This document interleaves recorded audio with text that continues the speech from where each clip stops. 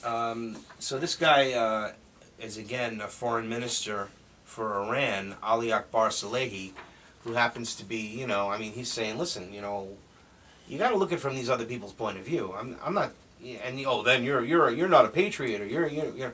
That's the whole idea. You see, why are we messing with these people? What do we have to gain or lose from these people? Leave them alone. Get rid of Israel from our interests. Stop giving them money, $30 billion a year. What do they need this for? They set up a police state, a constant state of war, while they enslave a population. It's horrible. It's horrible. And I mean, I just, and I know that there are many people who understand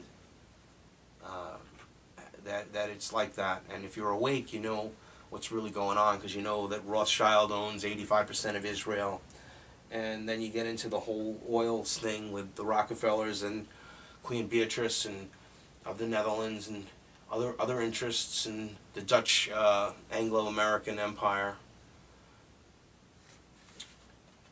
Dutch and British. But when you look at it again on the map, it's just frightening as all hell, because Iraq is there, we're in there. Oh, we're leaving, the troops are leaving.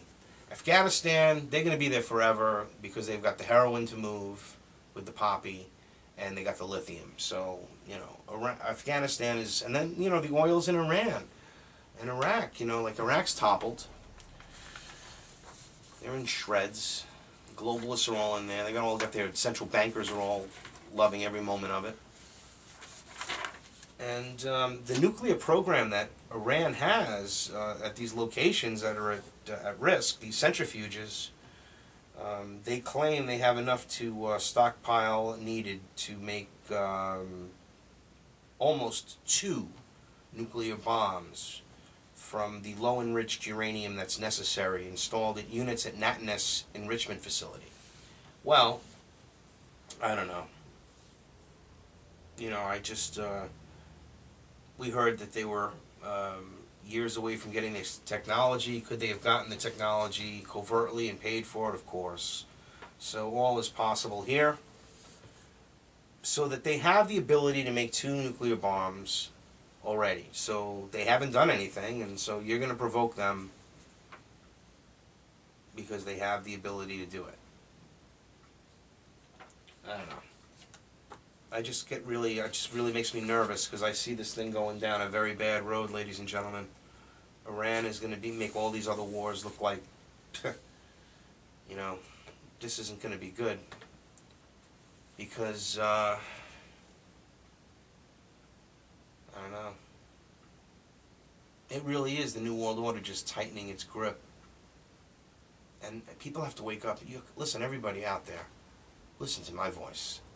Please, wake up. We are in a war state that's closing in even on in our hometowns, slowly. Now, if you don't pay attention to it, you can miss it. And by the time that you'll realize what's going on, it'll be too late. But there is a police state growing. I'm going to be going over that here in my stack. And it's not a joke. This is all part of it. It is all, like I say, a concerted, controlled, calculated effort that has a vast network, or a spider-webby network of conglomerates and corporations and banks and the owners of these big businesses, and they are intent on consolidating all their power so that, like I said in the previous show, 137 companies basically control the world. So when you break it down to that kind of a number, and then who owns those companies, the fractions get even smaller. So you have to understand that these people are trying to put an agenda in place to have total control over all aspects of our lives, the food that we eat, the way that we drive, the way that we heat our homes, the way that we we eat, we spend our money, what we, they're gonna, everything, tax, tax, tax, take everything, take rights away, and meanwhile, taking away privilege, making rights privileges, calling rights privileges, like Rahm Emanuel said, citizenship has requirements. I mean, it's, citizenship isn't, it's just unbelievable. I mean, sometimes I even don't even know how to put it into words, that these collectivists are going to put every little store out of business. All you're going to have is is to work for the big man. You're going to have the big corporation that you have to go to work to and be a slave to. And just like George Orwell predicted, people aren't going to have real money and real assets. A small amount of people are going to live better than the rest, and the middle class will be destroyed. And it's going down that street. I mean, come on, let's play. What are you talking about? We have a total collapse of the economy that was designed to consolidate even more power. And now we have this, like, Gestapo police state that's rising. So, going past the Israel-Iran controversy, which is going to lead to war, most definitely. In fact, the president had some things to say about it. So did Becky Akers from LouRockwell.com. Really interesting article about languishing in a police state. Highly recommend you read that article. It's a great one. I'm not going to read the whole article, but it basically explains that the laws are so out of control that they lock you up for any little tiny thing in the world. And like in New York, here, cop imprisons college student for 2 days because she didn't have her ID. I mean, think about that. Just think about that whole nonsense. What did the judge do? In less than 15 seconds, he dismissed the case. It was just a waste of time and effort. So for 36 hours, she was moved from a cell in Lower Manhattan. It's just unbelievable. Had to wait for a court appearance, basically for 2 days, because she happened to not have her driver's license on her. So we don't live in a police state. Even if they just put you through this system.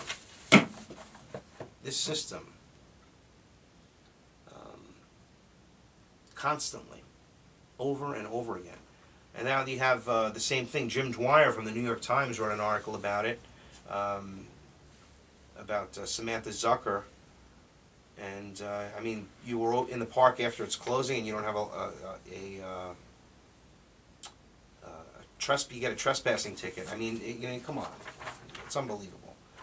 Meanwhile, crossing the border, you have on the U.S.-Mexico border, officials are dealing with the war on drugs, quote unquote. Yeah, the war on drugs. As the ATF and and the CIA, smuggle drugs through the Sinaloa cartel, bringing them in there. They're protected, and then they arrest their competition. That's what they do. That's what they do. And we have Austin Bey is the author of Ataturk, Lessons from Leadership of the Greatest General of the Ottoman Empire. He is actually lives down there and wrote this article, Crossing the Border, A Case for Legalizing Drugs, because back in 1982, when he went on a trip with his father, and he observed, this is when he was younger, he observed how the towns witnessed the bloody drug gangs and the carnages in the streets, and they toyed with the idea of recommending drug legalization as a means of crippling the finances of Mexico's criminal organizations. And that's really the whole point. That's really what it does. And now this, he's also a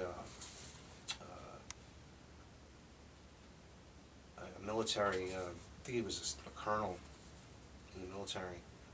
And he wrote this great article, and it all details the fact that the war on drugs is a fraud, and you have to make drugs legal, Because if drugs are legal, only people that want to use them will use them, and these pushers won't be consistently killing people and, you know, waging all, you know, God knows what's in, you know, it's, even though it's like a bad thing to do drugs, but every element of society that would actually improve. Fact of the matter is that when there was prohibition, you can go and buy cocaine, you can go and buy heroin, you buy anything you want legally, with no problem, and the whole world wasn't on heroin and cocaine and other narcotics. But this drug industry has created such a, they push it so much on the population, the pushers, and that's exactly what it is. The pushers push the drugs, and they just keep pushing them and pushing them and pushing them. Much like Big Pharma does, and we'll be talking about them in a little while. I have a lot to say about Big Pharma. Of course, you have to understand that legalizing drugs would cut off their supply for their covert and evil operations. So they're going to be very, very resistant to doing that on a wide-scale basis. But it really is necessary because of what they do. This is on record. And it's amazing. I mean, the banks get caught laundering the money. Wells Fargo, Wachovia, caught red-handed, pay a little tiny fine, and nobody says anything because it's business as usual. It's just they have to do it for appearances. You know, hey, it's sort of like they're literally like playing Monopoly with like real people's lives and everything else. And it's like a game. Well, here's your fine. You got to pay your little fine. But nobody goes to jail. What about all these criminal bankers? They put Bernie Madoff in jail. So what, they think that's going to quiet the population? It actually did. But he's small potatoes. Small potatoes to these criminals that destroyed our country and pilfered the wealth of this nation and the world. Now, deportations are actually now leaving thousands of children in foster care. Gee, this is what's interesting. The people that they are deporting, the Mexicans down there, the ones they are deporting all have children. They leave the children in the American foster care system because it's all about money. It's all about this Borg of keeping this foster care program going, taking kids that should be with their parents and away from their parents. It's absolutely unbelievable. Happens every day. And then they talk about protecting the borders. And what do? They send the parents back and leave the kids in the United States. On record. Unbelievable. This is from the Huffington Post. Incredible. So, moving along, Obama's health care law has unexpected beneficiaries. This is from the Associated Press. Some of the money from Barack Obama's health care law is flowing to places you might not expect. 2 Texas public employee programs are among the top 25 beneficiaries of $5 billion to shore up employer coverages for early retirees. Despite Governor Rick Perry's vow to repeal what Republicans call Obamacare. And records show that Huntsman's family business, where GOP presidential candidate John Huntsman was once a top executive, received about $1 million.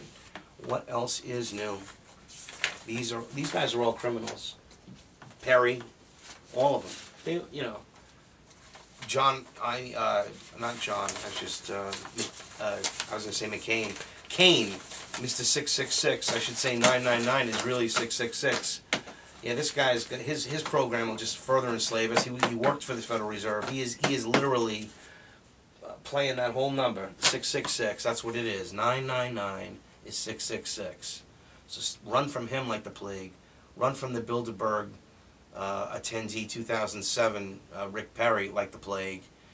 Obama's just playing the globalist game. He's Bush incarnate worse. He's gonna enslave the population with a smile and a layup. You know, that's what he's gonna do. He's gonna do a good layup, smile his way through his administration, sneak his way into his second administration if he can get his way with it, start another war, and move on.